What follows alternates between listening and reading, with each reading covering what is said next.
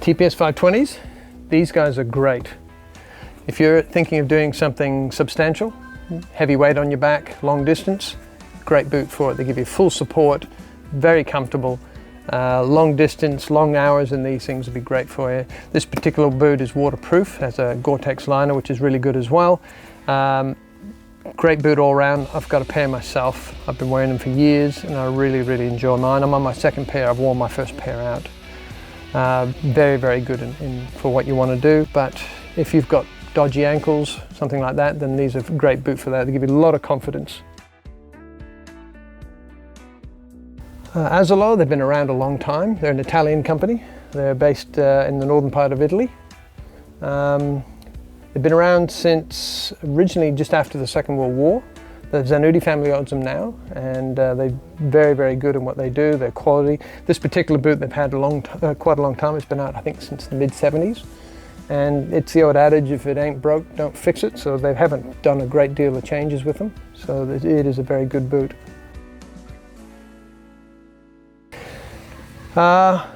Most important is, especially because mine are Gore-Tex or waterproof lined, you've got to be very careful with them because in warmer weather, like when I tend to wear to use them, their breathability of the boot can be compromised if you let them get dirty and you don't look after them. Also, the leather, being a natural product, it will dry out over time if it's not looked after, and it'll crack and shrink. So what I use is to clean them, I use the Nikwax footwear cleaning gel. Use that on the boot. That's come out really good. It brings all the dirt and the grit out of it and revitalizes the leather. And then to make sure the repellency works and the breathability of the Gore-Tex is at its best, I use the Nikwax cream, the wax. When I'm hiking, well, if I'm outside with a tent, I keep it in my vestibule. That way, if the weather's inclement, they're not going to get water into them. In a hut, well then you'd have them probably outside on the veranda or wherever you can keep them. You try and keep them as dry as you can because when you're walking, if the weather is bad and it's wet, they are going to get wet. That's just the way it happens. You don't want to get water into them. If you do, it takes a while for the water to come out and dry. So that's one of the things you've got to be careful of. Oh, there's numerous different systems. And for a variety of different reasons, for different ways you want to do things. I get a lot of heel lift in my boots, more than you generally would get with people. So I have a special lacing technique that I use with the boot in order to stop the heels from lifting.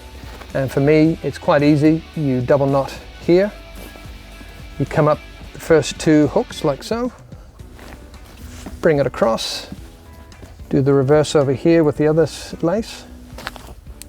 You tuck that through here. Can you see that okay? Oops. Then it's a matter of, once these are through, you pull them across and up, and then tie them off finally at the top hooks. With this boot, because they've got a number of hooks on it, you can do this quite easily. Doing it this way, then what that does is the normal lace up, which people will generally do, does that with the boot. This special lacing technique for me does that. And so it pulls the back of the boot in, and that stops it from riding up. So I find that very useful for me. I've been doing that now for about 5 years and it works really well for me. But on saying that, there's numerous ways you can do it. For people who need a wider fit, you can drop out eyelets here, and so you allow a bit more space in the boot. And there's a variety of different ways you can lace it up the top. So, you know, everyone has their own way of doing it, and some people are quite passionate about their lacing, so I'll leave that one alone. Here we go. I'm a big Mun fan, so my favorite is a Mun Adventure. I've got a pair that I've had for 5 years and they're still going strong. These guys I like because they're 32% merino, so that merino antibacterial works beautifully. But they're not overly scratchy, which you can get sometimes with merino socks, depending on the percentage. So that 32 for me is the right balance. What I wear with mine is I wear a liner. So for me, it's the Sahara. So that's made of Coolmax. You put that on first, put the sock on over the top. What it does is in hotter weather, if your feet are starting to warm up, it'll draw moisture and heat off your feet and put it into the sock. So you get like a buffer, so to speak.